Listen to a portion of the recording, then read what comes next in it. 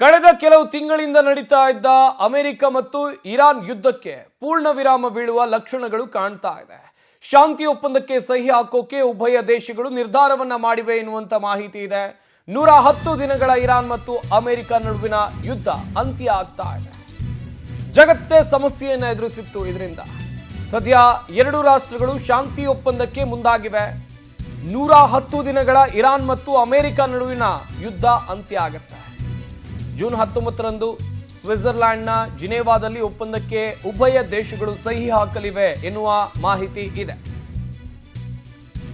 ಒಂದು ಕಡೆಯಲ್ಲಿ ಮಧ್ಯಪ್ರಾಚ್ಯ ಯುದ್ಧದಿಂದಾಗಿ ಇಡೀ ವಿಶ್ವವೇ ಅನುಭವಿಸಿದ ಕಷ್ಟ ಸಂಕಷ್ಟ ಇಡೀ ಜಗತ್ತಿಗೆ ಗೊತ್ತಿದೆ.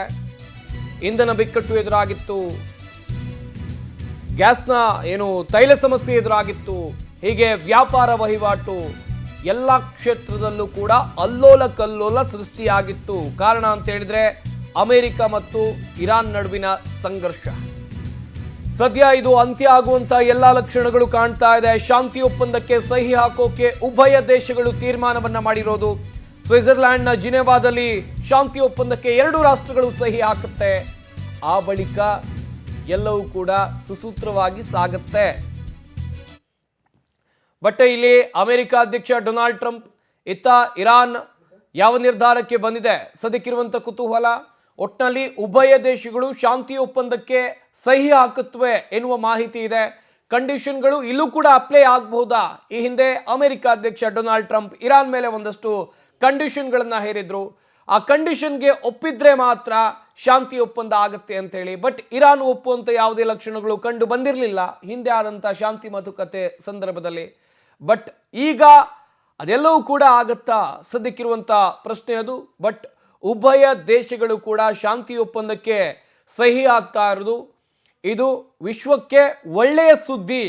ಒಳ್ಳೆಯದಾಗುತ್ತೆ. ಇದರಿಂದ ಅನುಭವಿಸಿದಂಥ ಕಷ್ಟಗಳ ವಿಚಾರವಾಗಿ ನೋಡ್ತಾ ಹೋಗುವುದಾದ್ರೆ ತೈಲದ ಸಮಸ್ಯೆ ಎದುರಾಗಿತ್ತು, ಇಂಧನ ಮಾರುಕಟ್ಟೆ ಅಲ್ಲೋಲ ಕಲ್ಲೋಲ ಆಗಿತ್ತು. ಕೆಲವೊಂದಿಷ್ಟು ರಾಷ್ಟ್ರಗಳಲ್ಲಿ ಇಂಧನ ತೈಲ ಸಿಗದೆ ಯಾವ ಪರಿಸ್ಥಿತಿಗೆ ಅವ್ರು ಹೋಗಿದ್ರು, ಸೂಪರ್ ಮಾರ್ಕೆಟ್ಗಳು ಖಾಲಿ ಆಗಿಬಿಟ್ಟಿದ್ವು. ಹೀಗೆ ಅನೇಕ ಕಷ್ಟಗಳನ್ನ ಇಡೀ ಜಗತ್ತು ಎದುರಿಸಿದೆ. ಮಾಹಿತಿ ಕೊಡ್ತಾರೆ ನಮ್ಮ ಪ್ರತಿನಿಧಿ ಶಶಿಧರ್. ನ್ಯೂಸ್ ಡೆಸ್ಕ್ನಿಂದ ನೇರ ಸಂಪರ್ಕದಲ್ಲಿ ಜಾಯ್ನ್ ಆಗ್ತಾ ಇದ್ದಾರೆ. ಶಶಿಧರ್, ಕೊನೆಗೂ ಅಮೆರಿಕ ಮತ್ತು ಇರಾನ್ ಶಾಂತಿ ಒಪ್ಪಂದಕ್ಕೆ ಸಹಿ ಹಾಕೋಕೆ ನಿರ್ಧಾರವನ್ನ ಮಾಡ್ಕೊಂಡಿವೆ. ಆದ್ರೆ ಈ ಶಾಂತಿ ಒಪ್ಪಂದದಲ್ಲಿ ಯಾವೆಲ್ಲ ಕಂಡೀಷನ್ಗಳು ಇರುತ್ತವೆ, ಈ ಕಂಡೀಷನ್ಗಳಿಗೆ ಅಮೆರಿಕ ಆಗ್ಬಹುದು, ಇರಾನ್ ಆಗ್ಬಹುದು, ಒಪ್ಪಬಹುದಾ? ಹೇಗೆ ಸಂಪತ್, ಅಮೆರಿಕ ಒಂದಷ್ಟು ಷರತ್ತುಗಳನ್ನು ಇಟ್ಕೊಂಡು ಆ ಷರತ್ತುಗಳಿಗೆ ಯಾವಾಗ ಇರಾನ್ ಒಪ್ಪಲಿಲ್ವೋ ಅದರಿಂದ ಸುಮಾರು ನಾಲ್ಕು ತಿಂಗಳಿಂದಲೂ ಕೂಡ ನಿರಂತರವಾಗಿ ದಾಳಿಗಳನ್ನು ಮಾಡಿತ್ತು. ಆ ದಾಳಿಯಲ್ಲಿ ಸಾಕಷ್ಟು ಅನಾಹುತಗಳು ಕೂಡ ಆಗಿತ್ತು.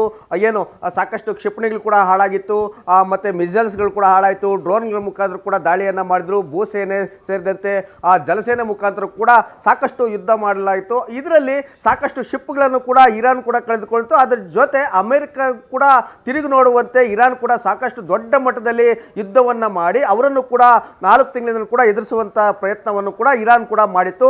ಅದು ಸಂಬಂಧಪಟ್ಟಂತೆ ದುಬೈನಲ್ಲಿದ್ದಂಥ ಅಮೆರಿಕ ರಾಯಭಾರಿ ಕಚೇರಿ ಆಗಿರ್ಬೋದು, ಮತ್ತೆ ಮೆಟ್ರೋ ಸ್ಟೇಷನ್ಗಳಾಗಿರ್ಬೋದು, ಶಾಲಾ ಕಾಲೇಜುಗಳಾಗಿರ್ಬೋದು, ಈ ರೀತಿಯಾಗಿ ದಾಳಿಯಿಂದ ಸಾಕಷ್ಟು ನಷ್ಟವನ್ನು ಉಂಟಾಗಿತ್ತು. ಈ ನಷ್ಟವನ್ನು ಒಪ್ಪಿಕೊಳ್ಳೋದಾದ್ರೆ, ಆ ನಷ್ಟವನ್ನು ಭರಿಸೋದಾದ್ರೆ ನಾವು ಯುದ್ಧವನ್ನು ನಿಲ್ಲಿಸ್ತೇವೆ ಅಂತ ಹೇಳ್ಬಿಟ್ಟು ಇರಾನ್ ಒಂದು ರೀತಿಯಾಗಿ ಷರತ್ತನ್ನಾಗಿತ್ತು. ಆದರೆ ಆ ಷರತ್ತಿಗೆ ಅಮೆರಿಕ ಒಪ್ಪಿರಲಿಲ್ಲ.